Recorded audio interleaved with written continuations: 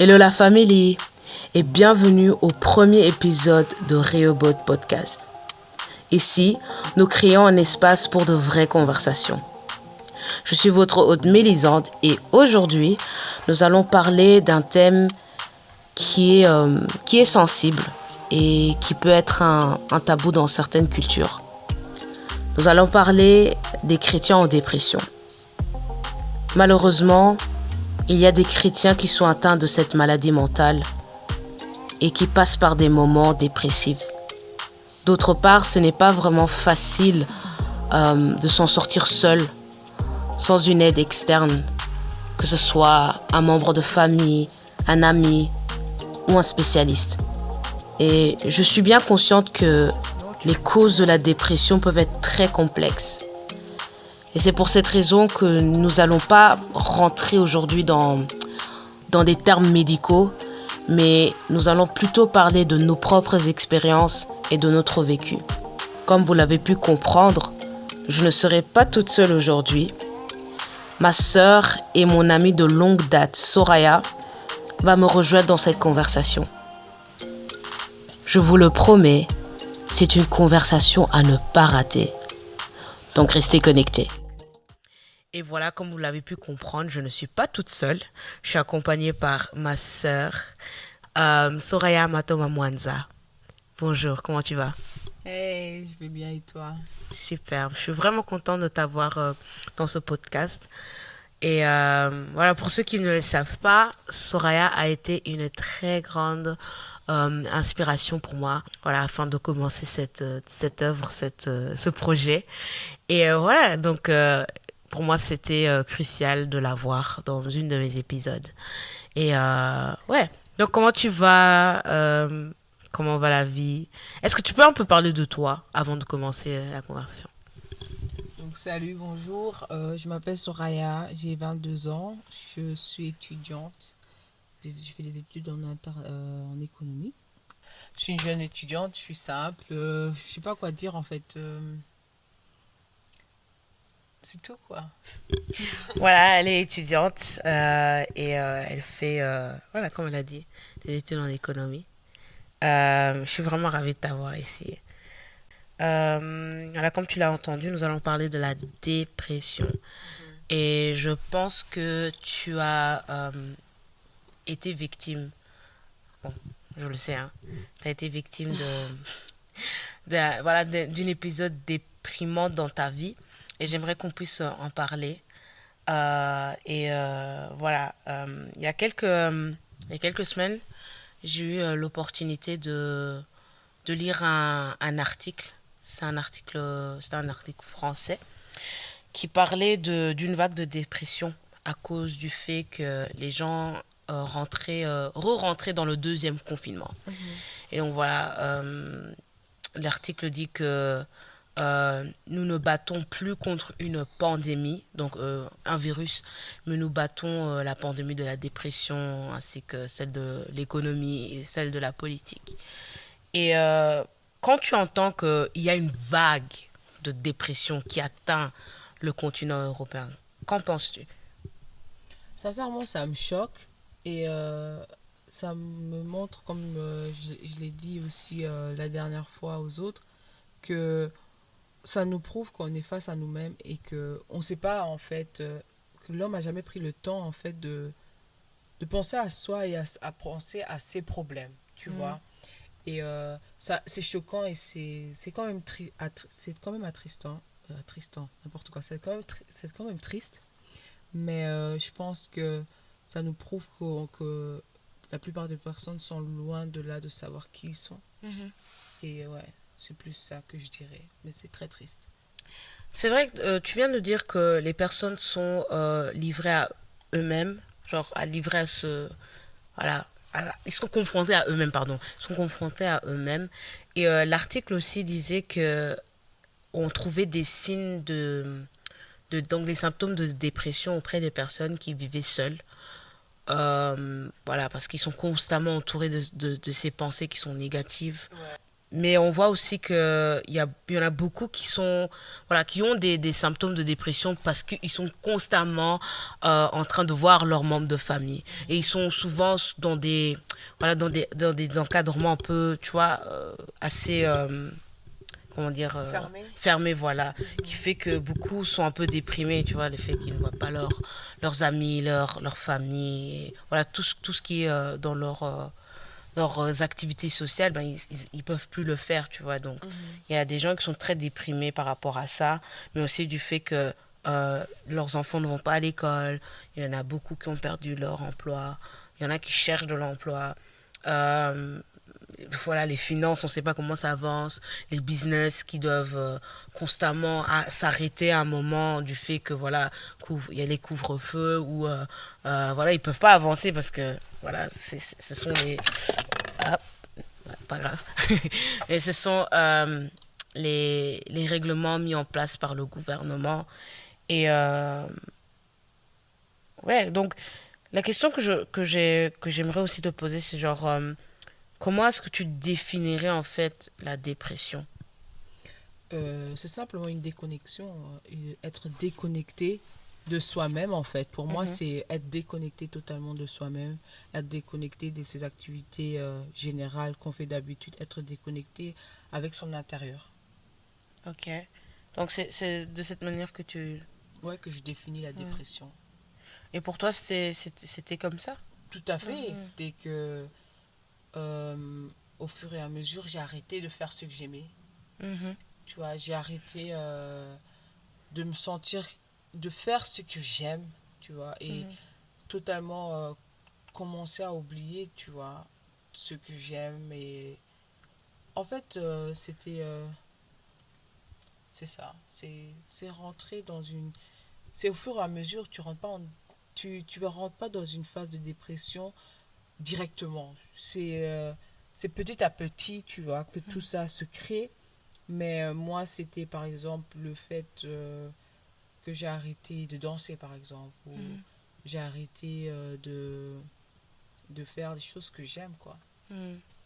Après, tu n'es pas obligé d'aller en cours de danse pour danser, mais moi, par exemple, moi, je suis quelqu'un qui danse dans ma chambre tout le temps, Mhm. et je faisais plus ça, où je m'épanouissais plus, et Donc vraiment, toi, pour toi, ton, le signe pour remarquer que tu étais en dépression, c'est tu ne dansais pas, quoi. Tu ne voilà, on va dansais dire plus. ça, oui, exactement.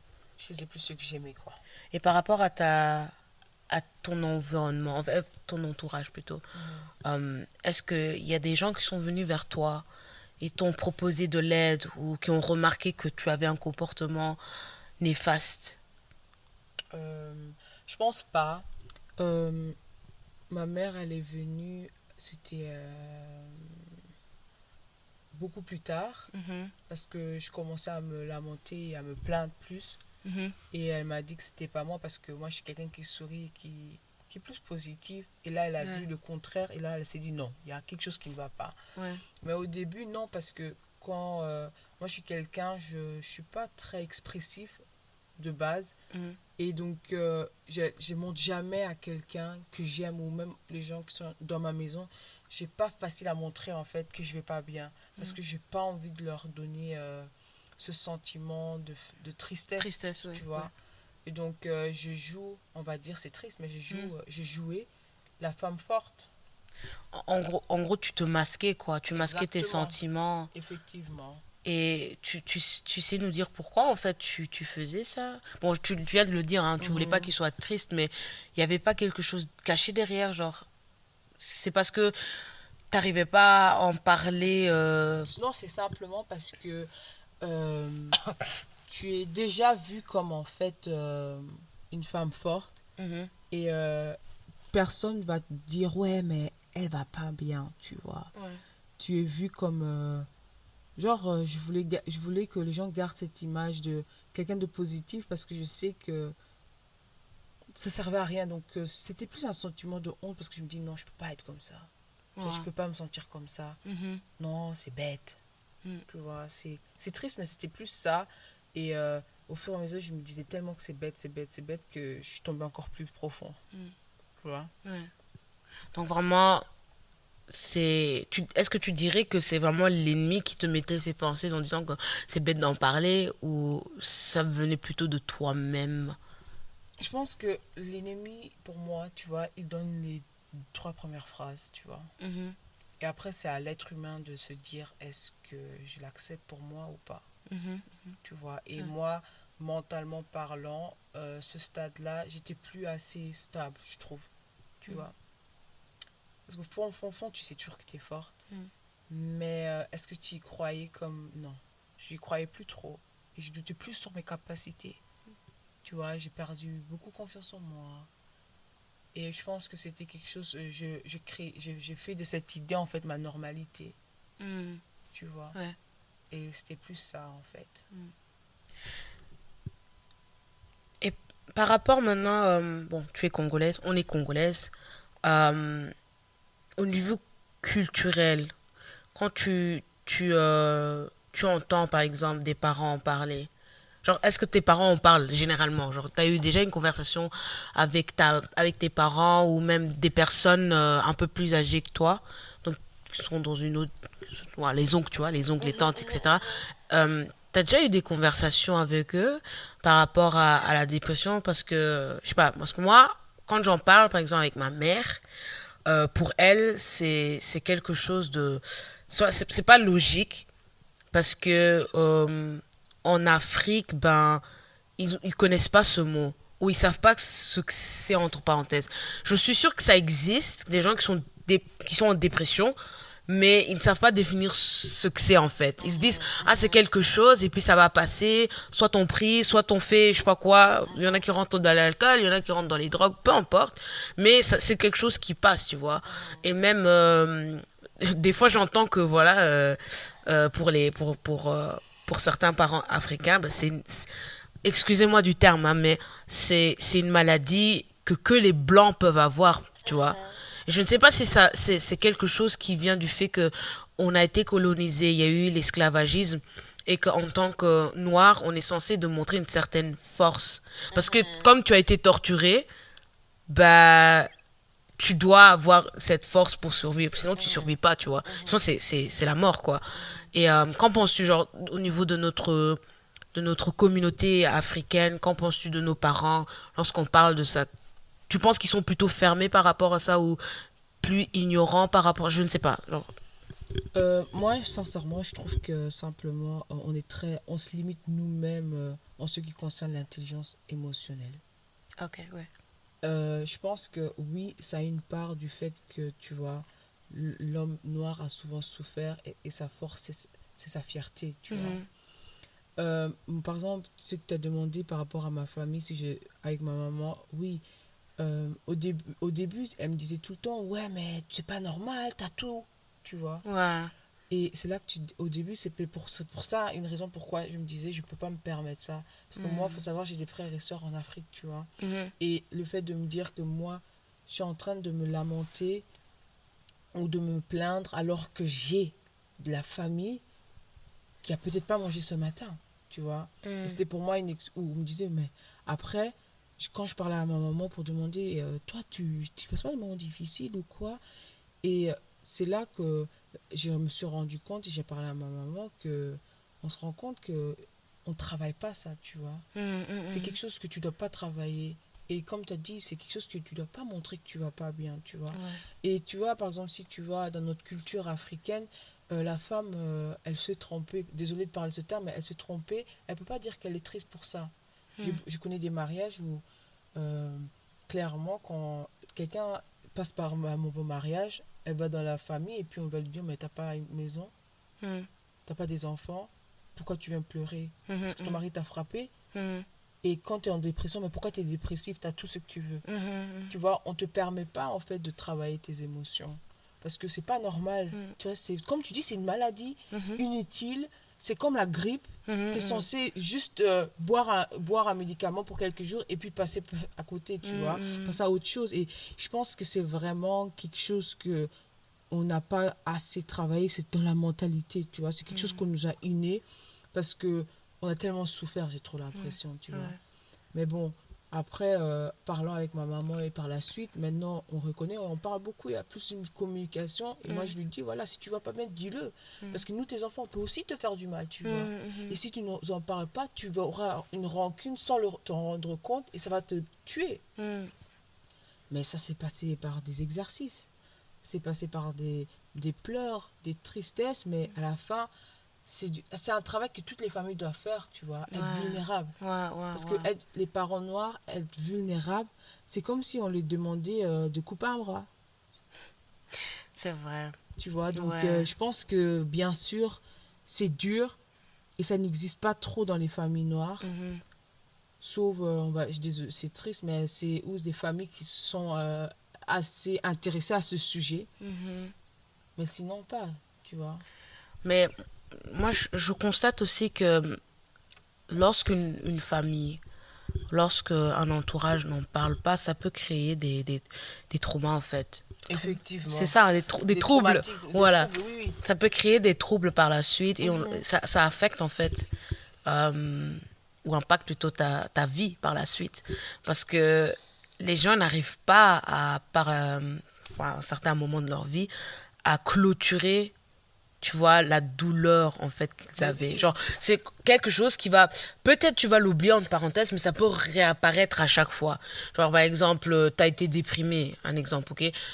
Ton gars t'a largué. Pour toi, c'était tellement déprimant. T'es rentré en dépression. T'as pas pu en parler avec les gens ou t'as pas cherché de l'aide. Et on te demande toujours de le garder, genre, de le mettre en arrière, tu vois, genre de le mettre en arrière. Mais... Par la suite, la prochaine fois que tu seras en relation ou tu seras en mariage, ben, tu auras, tu vois, ce trouble-là. Parce que tu n'évolues pas, en fait. Oui. Tu gardes une chambre, en fait. Pendant une chambre des heures, tu la gardes pendant 10 ans, quoi. Ouais. Et c'est tellement vrai, en fait, parce que je trouve que, voilà, il faut apprendre à effacer ses émotions, tu vois. C'est très important. C'est pas un crime, c'est pas être faible, c'est être humain. Et en parlant d'humain, j'ai encore lu un autre article qui disait que... Bon, c'était un article français qui disait que le taux de pensée de suicide auprès d'un Français a augmenté de 20%. Ça veut dire qu'il y a plus en plus de personnes qui pensent au suicide. Et ça a été le cas pour des pasteurs. Un aux États-Unis et un autre en Chine. Je pense que c'était l'année passée. Hein. Bon, on n'était pas au confinement, mais voilà. Et comme tu dis, hein, ils sont humains, ils ont cette nature humaine, mais ont beaucoup de pression, tu vois. Et j'aimerais te demander, genre, quand tu entends genre des pasteurs se suicider parce qu'ils souffraient en silence, ils n'allaient pas bien dans leur chambre, tu vois, dans leur maison, chez eux à la maison, ou même voir à l'église. Qu'en penses-tu, en fait? Genre, ça te donne quel genre d'effet, en fait? Franchement, premièrement, je trouve ça vraiment triste parce que je me dis, c'est quand même chaud mourir à cause d'une pression. Tu vois, quand tu dis il est mort parce que il était sous pression et il s'est tellement robotisé, je vais dire, qu'il a oublié qu'il était humain. Tu vois, je pense qu'il ne faut pas être trop sévère avec des pasteurs parce que des pasteurs, avant tout, c'est juste des enfants de Dieu. Et un enfant, il fait des fautes. Et puis, il doit se relever. Et puis, il apprend de ses fautes. Et je pense que, voilà, lui, eux, ils se sont suicidés. Et c'est triste, mais avant tout, il ne faut pas les juger parce que on ne sait pas ce qui est dans le cœur, tu vois. On dit le cœur de l'homme, tu vois. Qui peut le connaître? Donc, bien sûr, voilà, c'est triste. Et ça nous montre en fait qu'on est tous des êtres humains avant d'être pasteurs, avant d'être quoi que ce soit. C'est d'abord un enfant de Dieu. Et un enfant de Dieu, ce qui veut dire simplement, tu es, jusqu'à ta mort, tu es là pour apprendre. Et que tu sois pasteur ou pas, c'est quelque chose que tu dois toujours te dire.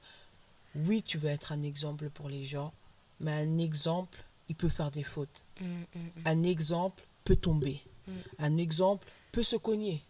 Mais le plus important, c'est que est-ce que l'exemple se lève et prend en considération la solution que Dieu lui a donnée.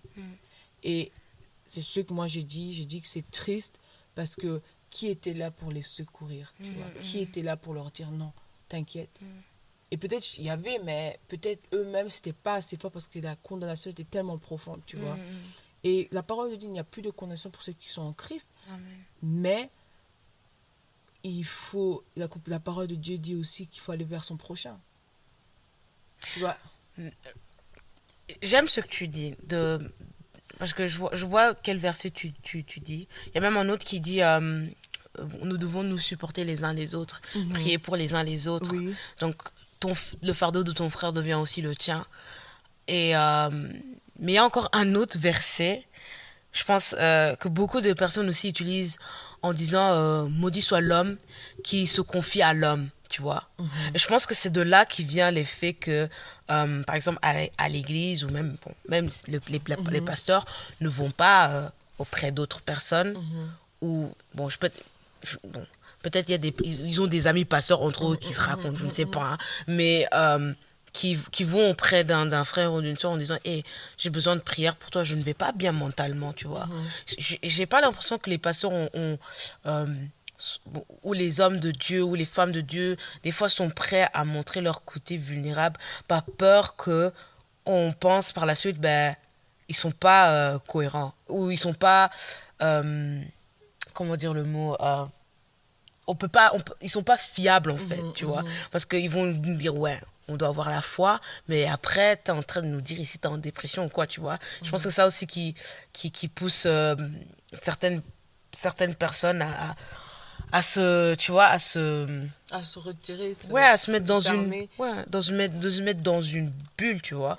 Et je trouve aussi que dans la culture chrétienne, on a créé tellement cette image, ce stéréotype, voilà, du pasteur. Le pasteur doit être comme ça, il doit avoir cet âge, il doit être, il doit avoir fait, je sais pas combien de délivrances, tu vois, genre ces images, genre oui, il doit être comme ça, il peut pas parler comme ça, il peut pas écouter cette musique, il doit conduire dans cette voiture. Donc on a vraiment fait une image, on a créé une image de l'homme qui n'est pas réaliste. Et je trouve ça tellement dommage en fait. Et comme tu l'as dit, ils sont des humains. Et ouais, ils doivent apprendre quoi. Après, moi je dis pas que tu dois aller chez n'importe qui pour parler de tes problèmes, tu vois. Oui. Mais le Fils ne fait rien de lui-même. Et je pense que si tu demandes à Dieu avec un cœur sincère, Dieu, je me sens pas bien. Aujourd'hui, je sais pas quoi faire. J'ai juste besoin de parler avec quelqu'un. Et je sais que tu parles à travers tout, tu peux parler à travers n'importe qui. Yes. Je veux que tu parles à travers mon frère. Yes.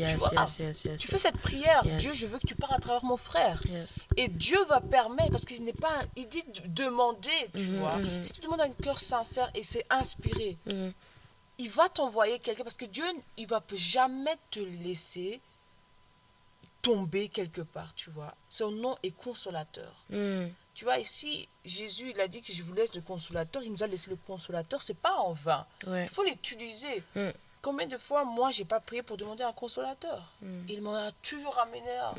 Et peut-être c'était pas au moment où j'en avais besoin, au moment où je voulais, mais c'est au moment où j'en avais besoin. Et donc, je pense que c'est plus ça. C'est quand tu demandes, demande avec un cœur sincère et sois sincère avec Dieu. Même si tu sais que Dieu sait que tu vas pas bien, c'est pas pour Dieu que tu parles, c'est pour ton cœur, tu vois. Et donc moi je pense que c'est ça. Tu vas pas bien, tu pries et tu demandes à Dieu. Si tu as besoin que quelqu'un soit à côté de toi pour que tu parles de ton problème, tu vas envoyer quelqu'un. Tu sais, ça me rappelle une histoire qu'un pasteur que j'apprécie beaucoup m'avait dit une fois.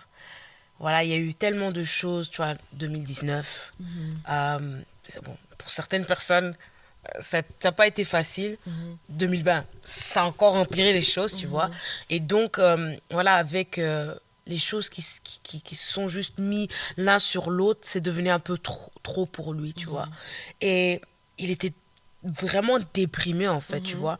Il était déprimé.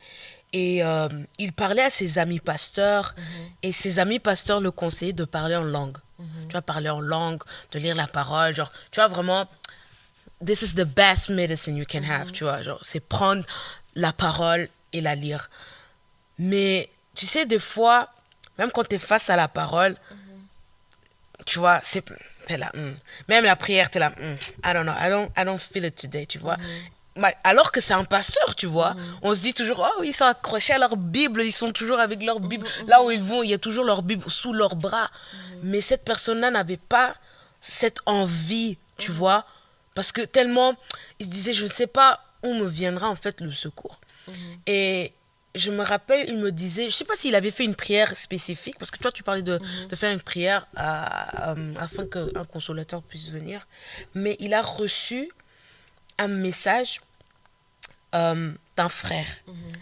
C'est pas un homme de Dieu, hein, avec mais c'était vraiment un frère Oui, Dieu parle à travers tout le monde, quoi. Voilà, qui lui a donné un seul verset, un court verset qui lui rappelait qui était Dieu dans sa vie et qu'il ne devait pas s'inquiéter. Et c'est tellement puissant parce que je me dis, quand lui-même a cherché dans la parole, ça va fonctionner.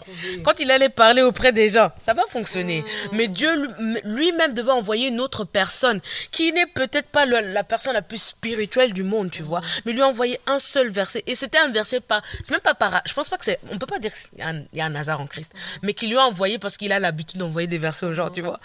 Et il lui a envoyé un verset qui dit, ne t'inquiète pas, tu vois, je suis là avec toi. Et c'est waouh, quand il m'a raconté ce témoignage, déjà d'un côté j'étais vraiment un peu tétanisée parce que je me suis dit, un pasteur qui vient me dire ça, genre, tu vois, faut quand même être assez vulnérable, tu vois, qui vient raconter ça à une fille comme moi, tu vois. Mais il était humble, il en parlait et je trouve que c'est tellement beau et je pense que notre génération va aller dans une autre direction en fait. On va vraiment permettre à être vulnérable et humble face à certaines situations qui ne sont pas toujours faciles. Et ouais, j'ai encore une autre histoire. Il y a un frère à moi, un frère chrétien, qui voilà, était en dépression pendant très longtemps. Il m'avait donné la raison, il m'avait dit que voilà, il travaille avec des personnes âgées, il s'occupe des personnes âgées. Et il voyait comment le système était tellement corrompu. La manière comment on traitait les gens, la manière comment, tu vois, genre, il était tellement attristé parce que pour lui, c'est toujours été quelque chose qu'il aimait, prendre soin d'autres personnes et les personnes qui sont qui sont plus vulnérables que lui. Et quand il a vu le système, il a été tellement dégoûté et aussi attristé parce qu'il se dit, waouh, pendant toutes ces années, j'ai travaillé pour devenir, tu vois, comment on les appelle déjà? Les gens qui s'occupent des... infirmiers, non, aides-soignants. Aides-soignants. Ouais, Aides-soignants. pour être aide-soignant. Et je vois ça, tu vois. Et ça lui a fort fait mal. Et il est rentré dans une dépression. Et son église a prié pour lui. On a imposé les mains. On a tout fait ces choses-là. Mais il était quand même encore dans cet état de... Tu vois, il était encore en dépression. Et donc, il a décidé de prendre des thérapies. Donc, de consulter un thérapeute. Et un thérapeute thérapeute, ouais. Et d'aller dans un... Allez, c'est comme des petites vacances, en fait, pour des personnes qui sont mentalement malades, tu vois. C'est vraiment genre... en allemand, on dit quoi? Comment on dit en français? Un centre de... Un centre de rétablissement. Voilà, c'est ça, exactement. Il est allé là-bas. Et voilà, il est sorti de là, il va mieux, tu vois. Et il est conscient que, voilà, il y a certaines choses qu'il ne faut pas faire, parce que, hein, mais il va mieux. Et moi, ma question, c'est de savoir si, nous, en tant que chrétiens, ok, nous avons la parole. La parole, c'est le pain de vie. C'est notre médicament, c'est tout ce dont nous avons besoin pour nourrir notre âme. Mais est-ce que c'est une bonne idée en tant que chrétien d'aller en thérapie, tu vois, ou serait-ce mieux de juste se baser sur la parole, aller à l'église, entendre les prédications? Genre, si tu aurais eu l'opportunité d'aller en thérapie lorsque tu étais en dépression, tu l'aurais fait? Oui. Oui. Oui, si vraiment j'étais totalement convaincue et c'était quelque chose que le Saint-Esprit m'inspire à, genre, j'arrive pas, oui, je serais allée. Je pense que c'est pas un problème d'y aller. J'encouragerais même mes frères et sœurs qui sont intéressés à ce sujet d'y aller, de faire ces études et de devenir des thérapeutes. Mais je pense que faut pas voir ça négatif parce que oui, Dieu a guéri les paralytiques, tu vois, Jésus a prié, les paralytiques, il a été guéri, tu vois. Il a prié, il a parlé à la maladie, oui. Mais quand tu te sens pas capable et que, j'ai juste un exemple qui me vient, imagine-toi, on met de l'eau dans un verre cassé. Est-ce que le verre va tenir l'eau? Non. L'eau va sortir. Ouais. Si ton corps ne va pas bien, ton âme, il est troublé. Et que tu vois que tu dois faire un effort, une action plus la parole, oui. Et je pense que c'est vraiment bien. Surtout, si tu es assisté parallèlement, moi je trouve qu'il faut être assisté parallèlement de quelqu'un qui encadre dans l'église, plus un thérapeute, c'est parfait, tu vois. Je pense que ce n'est pas un crime du tout. C'est comme quand ton bras est cassé, tu vas chez un médecin, alors que tu sais que Dieu a la puissance de guérir, oui. Yes. Mais si Dieu a donné l'intelligence à un médecin, il a donné la capacité à un thérapeute de pouvoir t'aider à te poser les bonnes questions. Parce qu'un thérapeute, qu'est-ce qu'il fait? Il te pose les bonnes questions pour que tu te rends compte de ce qui te dérange vraiment. Tu vois? Et c'est ça. Et moi, je pense que c'est totalement une bonne idée. On a besoin de gens comme ça. Tu sais, il y a quelques mois, j'ai envoyé, en fait, la même question que je t'ai posée, je l'ai envoyée à des sœurs de mon assemblée, de notre assemblée. On est dans la même église. J'ai eu vraiment une réponse qui m'avait fort intéressée. Parce que, en fait, je m'y attendais pas qu'on me dise que oui, c'est bien d'aller en thérapie, tu vois. Il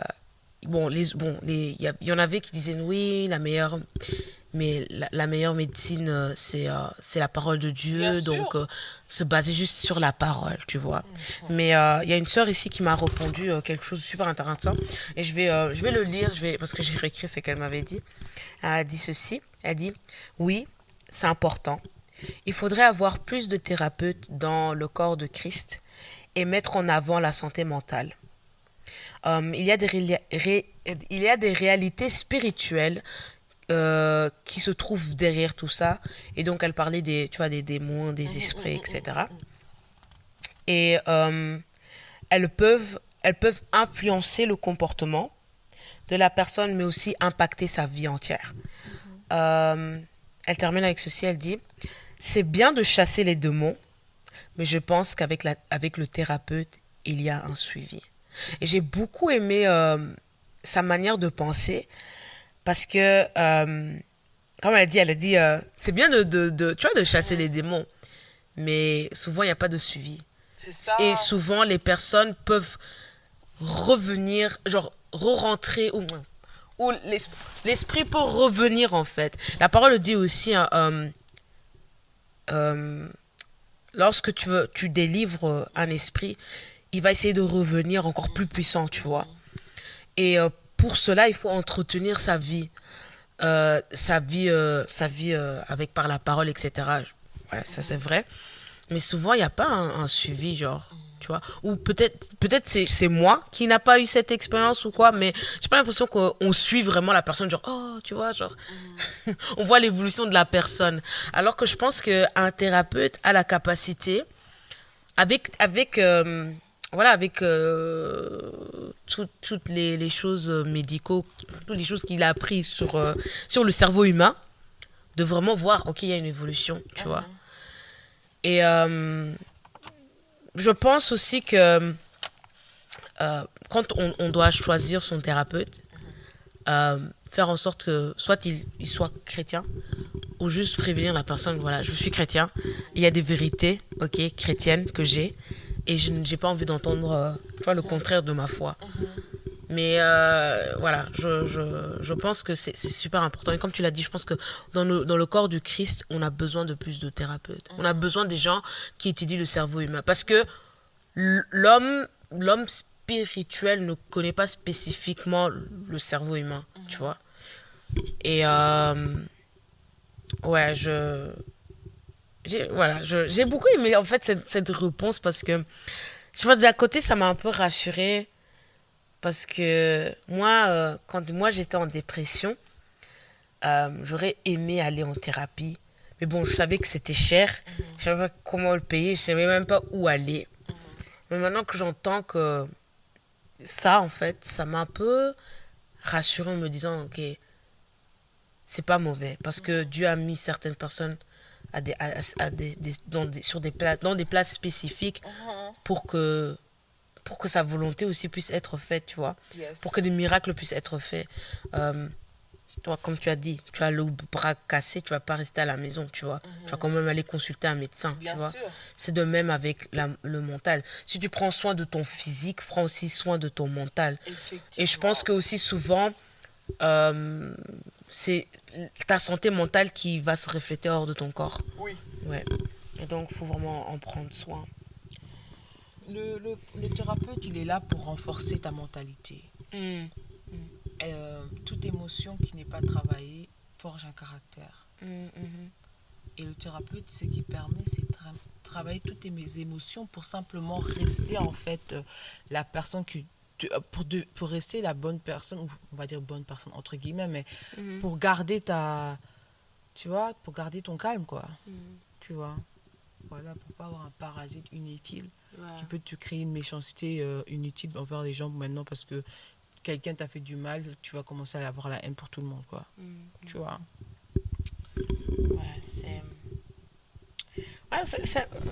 La dépression, c'est un thème vraiment sensible, comme je l'ai dit. Hein. C'est vraiment sensible parce que pour chaque personne, c'est un peu différent. Il y a des gens, ils sont vraiment sensibles. Tu vois. Ils sont des chrétiens, mais ils sont vraiment sensibles. Et quand je suis dans certaines situations, j'essaie toujours de voir des histoires bibliques, voir un peu s'il y a déjà eu ce cas, tu vois. Et la parole nous dit, il n'y a rien de nouveau sous le soleil. Effectivement. Et on voit qu'il y a des personnages bibliques qui avaient aussi des épisodes déprimants. Oui. Et on peut en citer beaucoup, hein, de Genèse jusqu'à, tu vois, il y a beaucoup de gens qui ont déprimé de ouf à cause de leur situation. Grave. Je pense que l'effet que Joseph était le seul à se faire constamment harceler par ses frères, je pense que ça a quand même tapé le mental, tu vois. L'effet d'être emprisonné pendant je sais pas combien d'années en prison, ça tape le mental aussi, tu vois. Moïse. Ben oui. Tu vois. Élie, Job, Jérémie. Quelle responsabilité ils avaient. Un moment difficile, oui. Hein. Même Jérémie, il a écrit tout un livre de lamentation, tu vois, montrer au quel point il était en train de se plaindre, mais tu vois, tu vois ce que je veux dire. Yes. Genre, il y a eu ces cas déjà, tu vois. Bon, maintenant, il y en a qui vont me dire, oui, mais vous c'était des gens de l'Ancien Testament, ils n'avaient pas le Saint-Esprit qui demeurait en eux. Certes, mais il y avait une personne dans le Nouveau Testament, parlons de Jésus, qui, lorsque il était voilà, dans le jardin de Gethsemane, il parlait à ses frères en disant, mes frères, j'ai besoin que vous priez avec moi, je sens la mort, tu vois, je sens la mort de mon âme. Tu vois, c'est déprimant d'entendre ça. C'est dégueulasse. Et de te dire que... Et je ne sais pas si les gens ils sont conscients de par quelle étape Jésus-Christ a dû passer. Imagine-toi le chemin que Jésus-Christ a dû entamer, tout ça pour nous sauver. Non. Il a vécu une vie pour nous.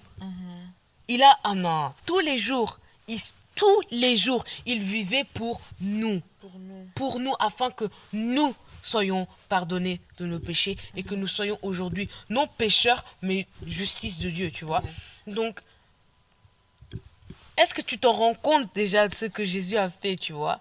Et arriver au point où il devait se donner aux Romains et aux Philistins, etc., il y a eu des moments où c'était difficile. Yes.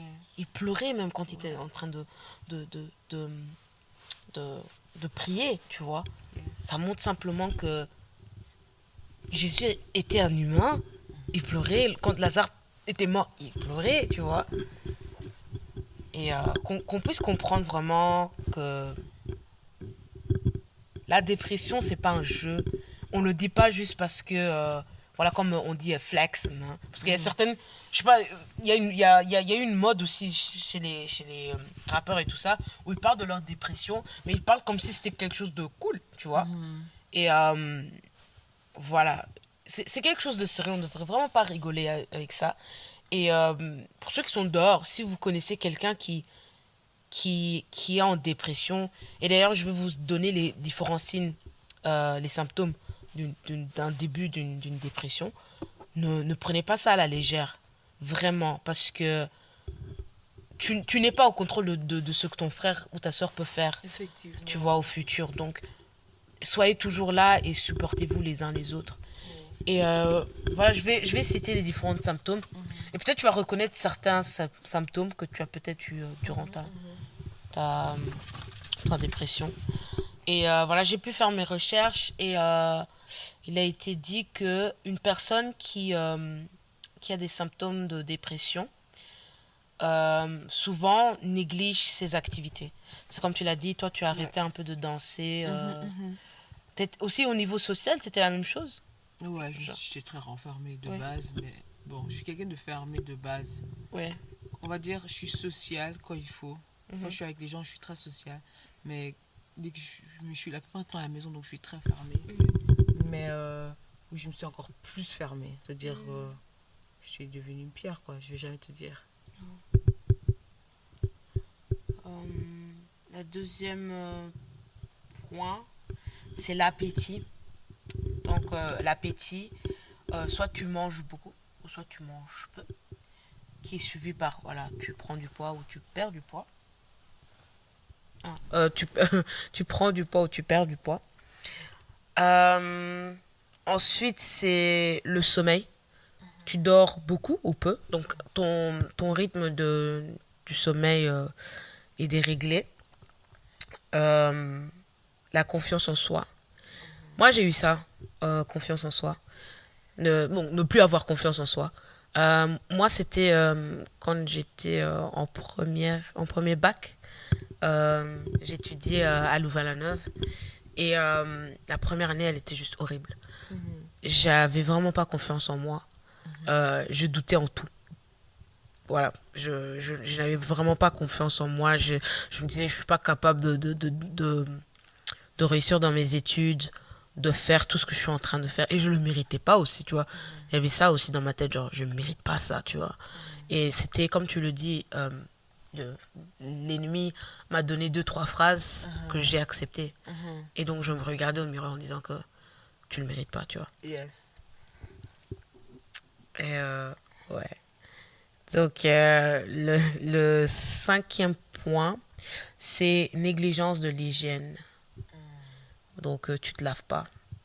Tu restes dans ton pyjama toute la journée. Brosse pas les dents. Je pense que moi aussi, j'ai eu ça à un moment. Mais à un moment, je me sentais tellement dégueulasse. J'ai dû me laver. Je me suis dit, non, allez, si ma mère me voit comme ça, elle va me gueuler dessus, tu vois, genre. Non, mais tu vois, des fois, je sais pas pour toi, mais des fois, quand tu fais certaines choses, tu vois ta mère, genre, comment elle est en train de te gueuler dessus. T'es là, oh my god, si je me lave pas maintenant, ou si je fais pas ça, bah, elle va me traiter de tous les noms, tu vois, genre, elle va me dire, ah, vraiment, t'es une fille, tu dois faire ça, ça, ça, ça, ça. Mais j'ai eu des moments comme ça, mais bon, à un moment, tu te sens sale après. Je pense que je peux pas rester toute une journée sale, je peux pas. Genre, moi, je dois me laver. Genre. Mais je te promets, genre, là, aller se laver, prendre un bain, c'est tellement... C'est comme une thérapie, hein. Genre, le fait que l'eau chaude top sur ton dos, sur ta tête, ah, ça fait trop du bien. Tu sais, des fois, quand je me sentais pas bien, j'allais juste prendre une douche. Alors que je me suis déjà lavée. Mais juste dans l'eau, tu vois. Parce que ça fait du bien. Moi, je conseille, si tu te sens pas bien, prends peut-être une douche, ça fait du bien aussi, tu vois. Euh, Ensuite, t'es très... le pessimisme, voilà. Le pessimisme, voilà, on est souvent très fâché. On s'énerve vite, on s'irrite vite. On a envie de frapper les gens. Ouais, trop. Oh, il n'y a aucune raison, mais t'es fâché. T'as juste envie que personne parle. C'est ça, personne doit te parler, personne doit te toucher. Laissez-moi tranquille, personne me comprend. Ouais. Tu vois, c'est ça, personne. Je suis seule au monde. Pourquoi personne me comprend?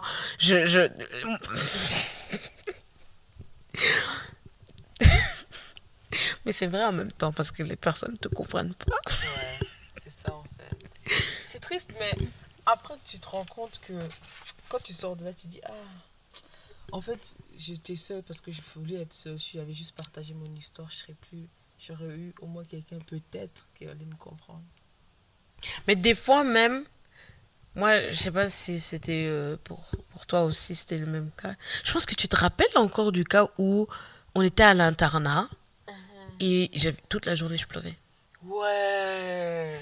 Il y avait un épisode dans ma vie où j'étais arrivée à un point, j'en avais marre d'être à l'internat. Ouais. Et j'arrivais pas à parler à toi, j'arrivais pas à parler aux éducateurs, j'arrivais pas à parler à mes parents. Mais il y avait juste, je pense que je parlais à mon cousin.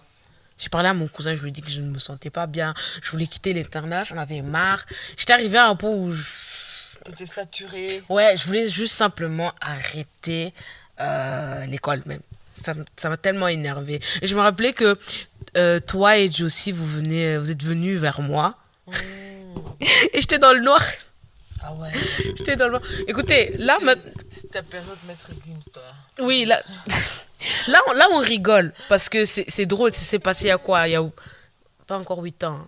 C'est pas encore 8 ans. 6 ans? Non, 6 ans. Oui, 5, 6 ans. Mais le jour même, là, quand je pleurais, c'était horrible. C'était horrible. Genre, je voulais juste quitter l'internat. C'était ça. Et je voulais pas parler.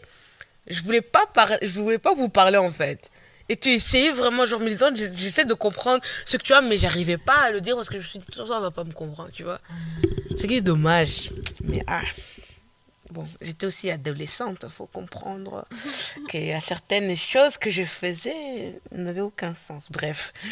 Et le dernier symptôme, c'est au niveau des émotions. Souvent, on pense que les personnes qui sont en dépression sont à chaque fois, genre, sont juste tristes, tu vois.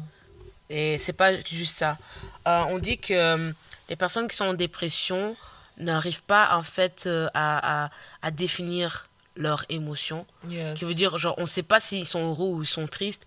Mais on va leur montrer un truc, ils vont dire, genre, ils vont être à la m'en foutiste, genre, je m'en fous, tu vois, genre, I don't care, genre, voilà, j'ai pas d'émotion par rapport à ça. T'aimes le chocolat? Bon, je sais pas, tu vois. Ils vont te répondre ça, en fait, c'est, tu deviens un peu m'en foutiste par rapport à certaines choses. Tu vas même leur parler, oh oui, mon chat est mort hier, ils vont te regarder, genre, je m'en fous, tu vois. Parce que j'ai d'autres problèmes dans ma tête, là. Et voilà, ça, ce sont les différents symptômes d'un début de dépression. Donc, si tu es dehors et que tu as ces symptômes, laisse-moi te dire que tu n'es pas tout seul. Il y a beaucoup de personnes qui ressentent la même chose que toi. C'est un combat que tu vas devoir mener, mais tu n'es pas tout seul. Et il y a des gens qui sont qualifiés pour t'aider, que ce soit les thérapeutes, que ce soit même un pasteur, que ce soit même voilà, tes frères et sœurs. Parle, tu vois, aie le courage d'en parler. Je sais que c'est pas facile. Je sais que tu penses que tu es la seule à pouvoir comprendre ce qui se passe. Mais laisse-moi te dire que tu as besoin des autres et que tu as besoin d'aide. Cherche de l'aide. Et voilà, nous sommes arrivés à la fin de cette conversation. Merci Soraya pour ta visite. Merci d'avoir. Merci à toi pour l'invitation. Pas de souci. Moi, je suis vraiment contente de pouvoir parler de ce thème qui, voilà, toutes les deux, on a été victimes de la dépression. Donc, je suis vraiment contente que tu as pu en parler. Et avant de terminer cette conversation, j'aimerais que tu puisses donner, voilà, un conseil, tu vois, un petit conseil, et ensuite clôturer avec une prière pour celui qui nous entend.